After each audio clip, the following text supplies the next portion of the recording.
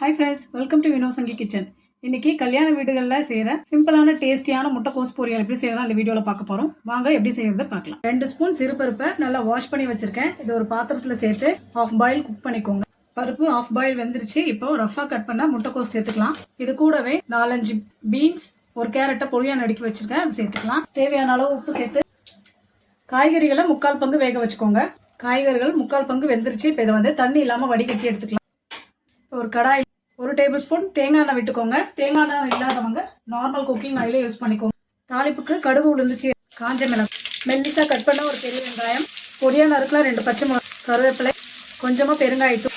இப்போ வேக வச்சிருக்க காய்கறிகளை சேர்த்துக்கலாம். எல்லாத்தையும் நல்லா கலந்து விட்டாச்சு. இப்போ தேங்காய் துருவல், பொடியா நறுக்கின கொத்தமல்லியை தூவி நல்லா கலந்து விட்டுக்கோங்க. அவ்வளோதான், நம்மளோட சிம்பிளான டேஸ்டியான கல்யாண வீட்டு முட்டைக்கோஸ் பொரியல் ரெடி ஆயிடுச்சு. நீங்களும் இதே மாதிரி செஞ்சு பாருங்க. வீடியோ பிடிச்சிருந்தா லைக் பண்ணுங்க, ஷேர் பண்ணுங்க, சேனலை